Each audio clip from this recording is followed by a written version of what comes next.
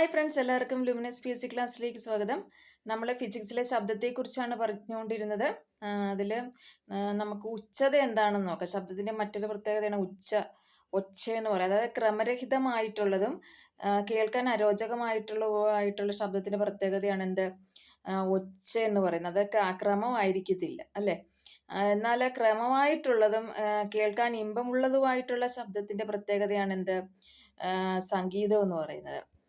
പിന്നെ നമുക്ക് എന്താണ് അനുരണനം എന്ന് പറഞ്ഞാൽ എന്താണ് അനുരണനം എന്ന് പറഞ്ഞാൽ ഒരു ശബ്ദം ഉണ്ടായതിനു ശേഷവും അത് ആവർത്തിച്ച് പ്രതിഫലിക്കുകയും അതിനുശേഷം ക്രമമായിട്ട് അതിന്റെ ശബ്ദം ഇല്ലാതാകുകയും ചെയ്യുന്ന ഒരു പ്രത്യേകതയാണ് ശബ്ദത്തിന്റെ പ്രത്യേകതയാണ് അനുരണനം എന്ന് പറയുന്നത്.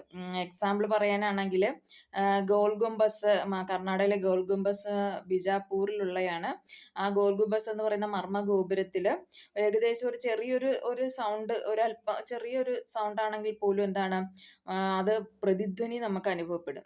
പ്രതിധ്വനിച്ച് റിഫ്ലക്ട് ചെയ്ത് അത് വീണ്ടും നമുക്ക് കേൾക്കാനായിട്ട് സാധിക്കും. അപ്പൊ ആ ഗാലറിയിൽ ഉള്ള ശബ്ദം ആ ഗാലറികളിൽ തട്ടി വീണ്ടും തിരിച്ച് പ്രതിഫലിക്കുന്ന ശബ്ദത്തിന്റെ പ്രത്യേകതയാണ് അനുരണനം എന്ന് പറയുന്നത്. ഓക്കെ, അപ്പോൾ നമ്മൾ ഇന്ന് ശബ്ദത്തിന്റെ ക്ലാസ് കഴിഞ്ഞിരിക്കുകയാണ്. Today class is wind up. Thank you.